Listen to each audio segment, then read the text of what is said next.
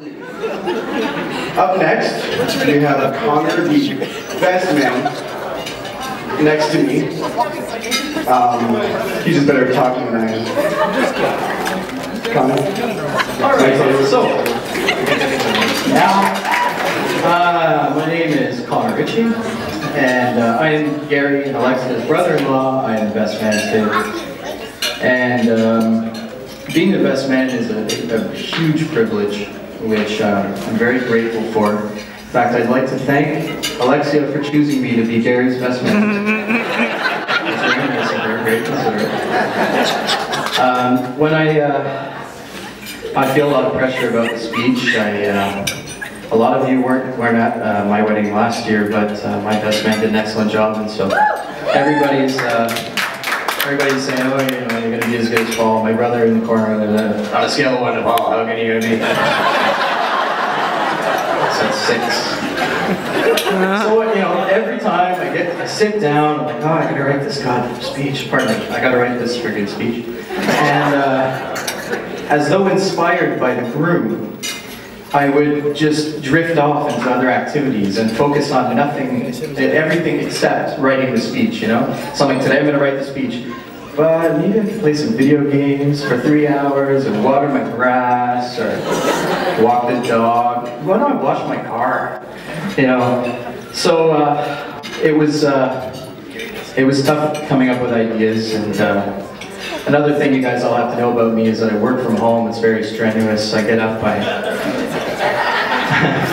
you can tell her my friends say, I work in my underwear. I don't have a lot of time to myself. It's very, very stressful. I watch the OC at 1 o'clock every day.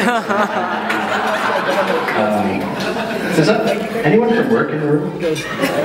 No? Okay, good. I can keep going. Also, the World Cup's been on. I've been very busy watching World Cup matches. And, of course, when they were done, I would go on Facebook and comment on the World Cup matches. And comment on other people's comments about the World Cup matches. So, I haven't had a lot of time to work on the speech. Sorry. But I wanted it to be special. So, I did the only thing I could think of. I Googled best man speech. I chose the first one that came up. And I replaced the names. Because I wanted it to be personal. To you too. So, here goes nothing.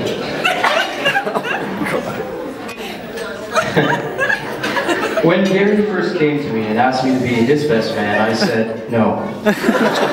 There wasn't any money in it for me, and it really didn't seem like it was worth my time. But then, as I thought about it over the next 5 seconds, I came to realize that I would probably be able to give a speech, something I thought was important, as it would be an opportunity for everyone to discover just what a fantastic speaker I am. I remember the night Gary and Alexia met. I wasn't there. It was a going-away party for a girl named Claire, who, unfortunately, couldn't be here tonight because she went away. Gary and I arrived late, lugging a grocery bag of vodka, soy milk, and Kahlua upstairs. Gary and Connor are here. I've been practicing that. Some quotes. Gary and Connor are here. I remember everyone yelling as we came through the door. Hooray! It was then that we were lifted up onto the shoulders of 4 strong men, while 6 beautiful women fanned us with palm leaves. This went on for about 6 hours. When everyone had had their fill of hero worship, we were let down and got to drinking. Soy White Russians were the drink of choice. It was then, in the kitchen, preparing that very drink, that Gary met Alexia. Again, fake story. Okay, here we go. To say that there were sparks when Gary and Alexia met would be incorrect, seeing as Alexia thought Gary and I were a couple.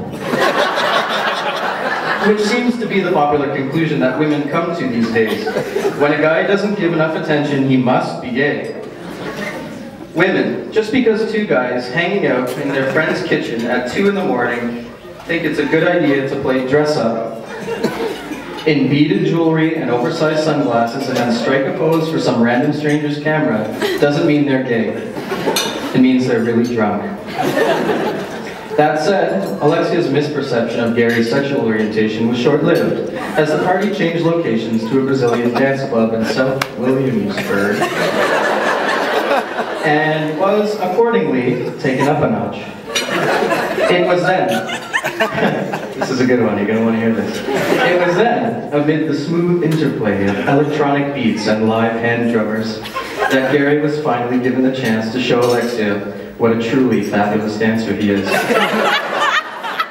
Your moves are electric. I remember Alexia saying to Gary, your hip swivels are ample and smooth. I remember Gary saying to Alexia, you are the olive-skinned boy from Illinois I dreamt of back when I was a little girl in Budapest.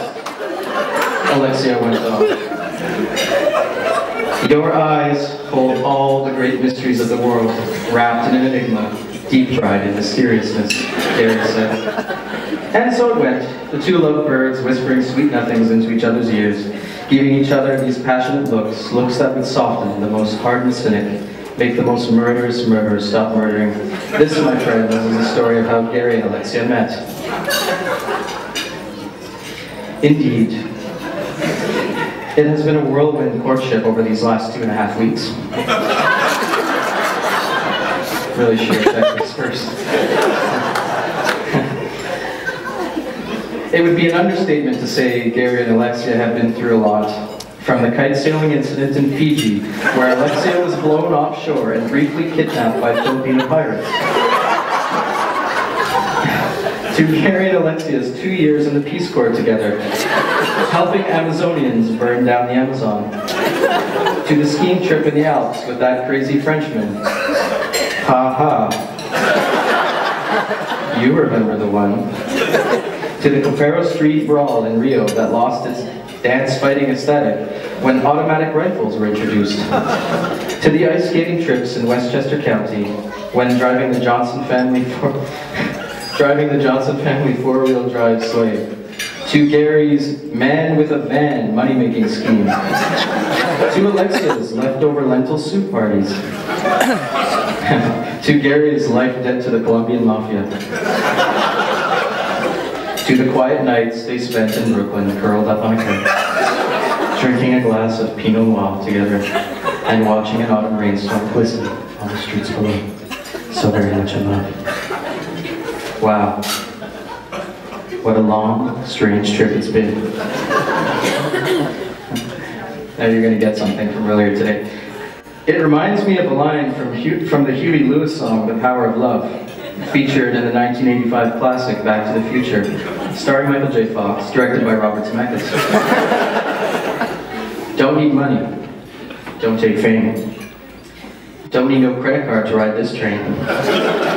Gary and Alexia, you don't need no credit card to ride this train. It's strong, and it's sudden, and it's cruel sometimes, but it might just save your life. That's the power of love. Do you feel the power? I feel the power. The power of love.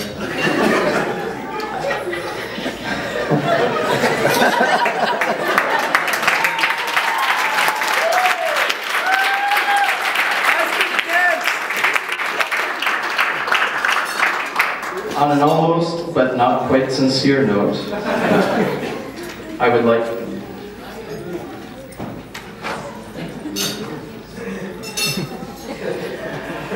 to close with a toast. So here's to Alexia and Gary. It doesn't matter where you get your appetite, as long as you eat at home.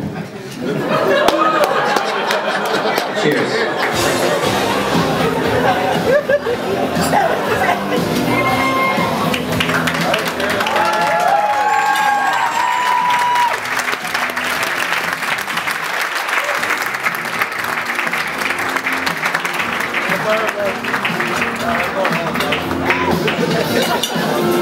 I don't know about you guys, but I kind of wish I knew the people that are at this speech is actually for.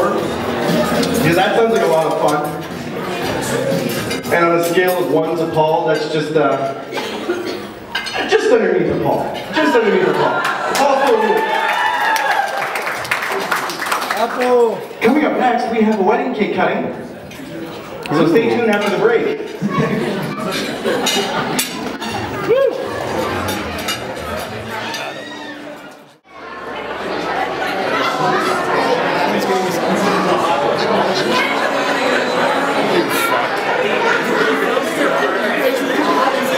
you'd like to take pictures, come up. Come on, come on. The shooting salon.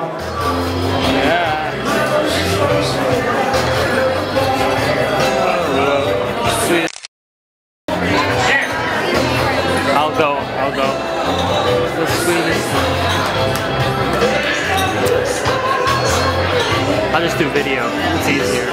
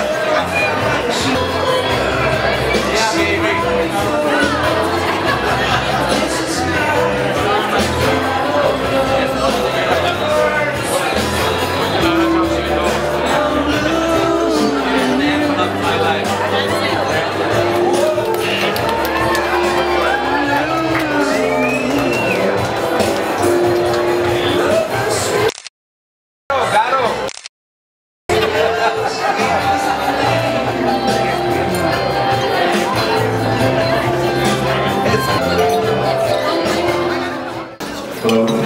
Yes, Gary. Gary. Hi. She's a splinter.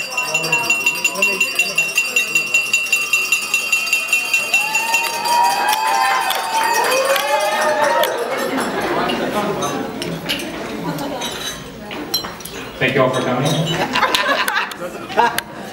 Okay, well, before I begin my speech, I just wanted to say it's a little bit more structured. It's not going to be nowhere near as humorous as Connor's was. It's for funny, 0. So I'm going to set, Connor sets the tone pretty well, and I appreciate that. Thank you. It's an icebreaker for me to come up with a more serious tone. And we just like to formally thank our guests for attending the wedding and sharing this special day with us. So it means a lot to us, and we appreciate it very much. Obviously, we have guests from out of town. It was mentioned we have Italy, we have Boston, we have Regina. So thank you all for traveling the great distance to make it here tonight. Yes. Okay. So again, it's structured, so I don't want to make it seem like I'm reading off the list, but I'm going to go, okay? Sorry. My name. You don't want to burden yourself with trying to keep things in memory because there's so much to do and so many people to talk to. And the speech is actually the last thing you want to kind of, you don't want to memorize the speech, right? So, of course you don't. I figured, I'd write things down to say and to make it just go as smoothly as possible. Okay, so I'd like to thank Alexia's parents, first off, Claudia and Michelle, for welcoming me into their family and approving of their daughter's choice in me as a suitor. It was 12 years, but just trying to be polite here. And so during the past 12 years that I've known you guys, we have shared many laughs and a few tears. You have seen me grow up to become the man I have aspired to be, and with your hearts and minds have accepted the individual I am today. You always have been kind, generous, and patient with us over the years, and I would like to express my gratitude for all your support. Thank you.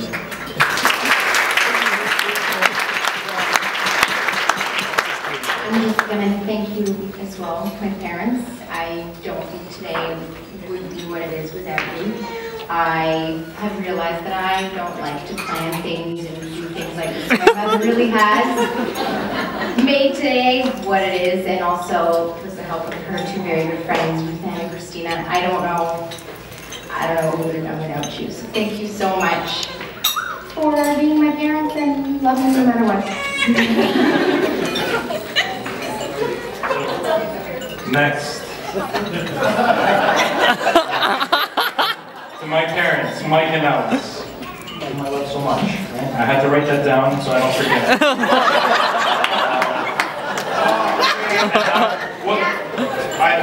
I love so much. What can I say? Question mark. Listen, I wrote this at 5:30 in the morning. So, Right from the heart. You know? You guys have always been there for me no matter what I have decided to do in life. You have stood behind me along the way and have provided me with love, good judgment, and the kind of support every young man should have growing up. You have provided excellent guidance and have allowed me to reach my potential in everything I do. You have cheered my successes and have helped me through my failures, no matter how big or small the task at hand. We thank you guys for all the help and support you have provided us. Again, we love you.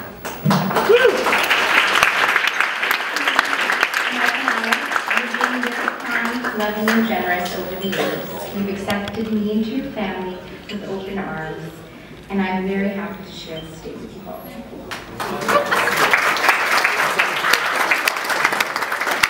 Next. My groomsmen, Christopher Krikorian, George Frank, and Dan Rabadino, who is also the MC tonight. Sorry. Okay. What can I say? Question mark. Yeah, they've quite simply been there for me through thick and thin. That's why I chose you. Guys. You've always been there for me, and you all exhibit qualities that I come to admire.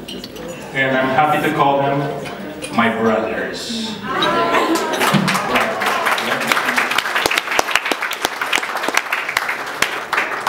And last, Alexia is last, but I want to thank my best man, Connor Ritchie.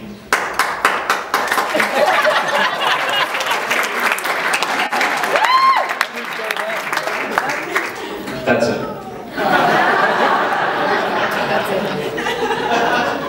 No, there's more. You have been I wrote oldest, but I think I meant eldest. Brother for years now. We share a very unique relationship. Me and Connor can discuss, well, Connor and I. That's where you're at. Connor and I can discuss all matters together. When I say all matters, yeah.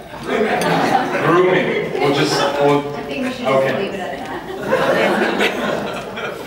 You have always been there for me, and have always supported me, even in my darkest hour. No, I didn't. Darkest hour, I know, it's dramatic. It was 5:30. Dark hour. Through your humor, I find comfort and joy. This is true. I admire the way you approach a problem and how you provide, listen to this, analytical solutions, sharply like a surgeon's scalpel.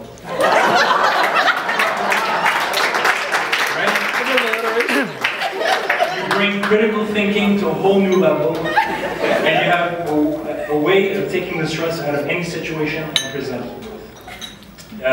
You have been the go-to guy for any or all advice I seek. I appreciate everything you have done for me. You lead by example. Wait.